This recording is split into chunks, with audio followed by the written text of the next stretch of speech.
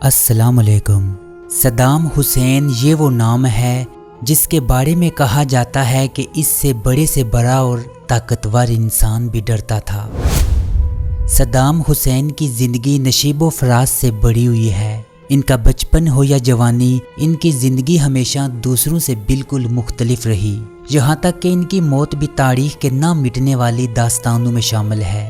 آج سے 20 برس قبل عراق کے سابق حکمران صدام حسین کو انسانیت کے خلاف جرائم کے الزام میں گرفتار کیا گیا اور انہیں 30 دسمبر 2006 میں عید قرباں کے دن پھانسی پر لٹکایا گیا۔ عراقی عوام کے ذہنوں میں عید الاضحیٰ کا وہ دن ہمیشہ تازہ رہے گا، کیونکہ تختہ دار پر لٹکائے جانے کے مناظر پوری دنیا میں ٹیلی ویژن سکرین پر دکھائے گئے۔ صدام حسین سابق امریکی صدر جارج ڈبلیو بش کی انا کی سولی پر لٹک گئے اور اتحادیوں نے عید کے روز عراقی عوام اور امت مسلمہ کو صدام حسین کی لاش کا تحفہ دے کر ایک بار پھر دنیا کو بتا دیا، مسلم دنیا میں امریکہ کی طاقت کے سامنے جھکنے سے انکار کرنے والوں کو زندہ رہنے کا کوئی حق حاصل نہیں، اور اتحادی جب چاہیں اپنے باغیوں کی گردنوں میں پھندا ڈال کر انہیں زندگی کے حق سے محروم کر سکتے ہیں۔ صدام حسین کی پیدائش 28 اپریل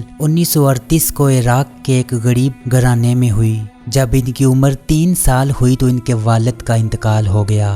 یوں نوبت فاقو تک آ گئی۔ غربت کی زندگی سے تنگ آ کر ان کی والدہ نے دوسری شادی کر لی اور صدام حسین کو لے کر اپنے دوسرے گھر منتقل ہو گئی۔ صدام حسین کے سوتیلے باپ کا برتاؤ ان کے ساتھ بالکل اچھا نہ تھا۔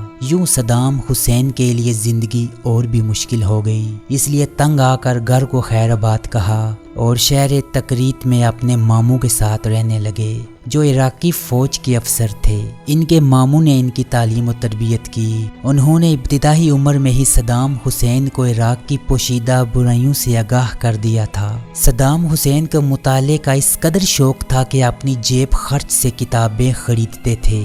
وہ عرب تاریخ اور عسکری کتب کا مطالعہ بھی شوق سے کرتے تھے۔ 18 سال کی عمر میں حزب البعث العراقی پارٹی میں شمولیت اختیار کی اور بہت جلد اس کے رہنما بننے میں بھی کامیاب ہو گئے۔ 1958 میں ان کی شادی ساجدہ نامی لڑکی سے ہوئی، جس سے 3 بیٹیاں اور 2 بیٹے پیدا ہوئے۔ ابھی ان کی شادی کو صرف 4 ماہ گزرے تھے، عراق سے برطانوی نو آبادیت حکومت کا تختہ الٹ دیا گیا، جس کی وجہ سے پورے ملک میں پرتشدد انتشار کا ماحول پیدا ہو گیا۔ مگر صدام حسین کے لیے یہ وقت بہت اہم ترین ثابت ہوا، کیونکہ یہی وہ وقت تھا جب صدام حسین کو تاریخ کے اوراق پلٹنے میں اپنا نام درج کروانا تھا۔ برطانوی نوآبادی حکومت کے خاتمے کے بعد عراق میں ایک ظالم حکمران عبدالکریم قاسم کی حکومت قائم ہوئی۔ عبدالکریم قاسم کی حکومت حزب البعث پارٹی کے لیے خطرہ بن سکتی تھی، اسی لیے حزب البعث پارٹی نے پلان بنایا کہ عبدالکریم قاسم کو ختم کر دیا جائے۔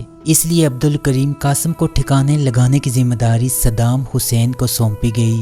اپنے لڑکپن اور جوانی سے ہی صدام حسین حکومت مخالف مظاہروں میں خاصے سرگرم رہے۔ سن 1958 کے انقلاب میں عراق میں برطانوی حامی بادشاہت کا خاتمے کے بعد ملک میں پرتشدد بحران کا دور شروع ہوا، لیکن صدام حسین کے لیے 60 کی دہائی اہم ترین ثابت ہوئی۔ عراقی حزب البعث پارٹی کے رکن کی حیثیت سے صدام حسین پارٹی کے ایک سینئر رہنما اور ان کے چچا کے قریبی رشتہ دار احمو حسن الباقر کے منظور نظر اور قریبی ساتھی بننے میں کامیاب ہو گئے۔ سن 1968 میں حزب البعث پارٹی اقتدار میں آئی۔ احمو حسن الباقر ملک کے نئے صدر بن گئے۔ صدام حسین اسی دور میں احمو حسن کے دست راست رہے اور حکومت کے اہم اور خفیہ کام سر انجام دینے لگے۔ اپنے دور حکومت میں صدام حسین نے درجنوں محل اور پرتعیش عمارتیں بنوائی۔ ان کی دیواروں پر ان کے نام کونندہ کیے گئے، لیکن ان میں سے زیادہ تر آج ملبے کا ڈھیر یا فوجی اڈوں میں منتقل کیے جا چکے ہیں۔ 2003 میں امریکہ کی سربراہی میں اتحادی فوج نے حملوں کے دوران صدام حسین کو گرفتار کیا۔ حکمرانی کے دوران قتل و غارت کے کئی واقعات کے الزام پر ایک عدالت نے انہیں پھانسی کی سزا سنائی، جس پر باقاعدہ عمل درآمد بھی ہوا۔ صدام حسین کو جہاں پھانسی دی گئی وہ جگہ پہلے ملٹری انٹیلیجنس ڈائریکٹوریٹ کا ہیڈ کوارٹر تھا، اور صدام حسین کی حکومت اپنے مخالفین کے خلاف سزائے موت पर अमल दरामद इसी जगह पर करती थी।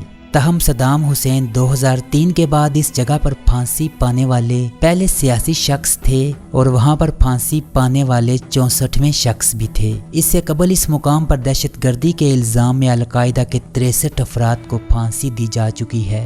30 दिसंबर 2006 सद्दाम हुसैन को सुबह उठाया गया और इन्हें बताया गया कि इन्हें आज कुछ ही देर के बाद फांसी दे दी जाएगी। सद्दाम हुसैन को यह सुनकर मायूसी हुई, मगर खामोशी से जाकर नहाए और फांसी के लिए खुद को तैयार करने लगे। सद्दाम हुसैन की जिंदगी का एहतमाम इस कैफियत में हुआ। कुरान करीम इनके हाथ में था।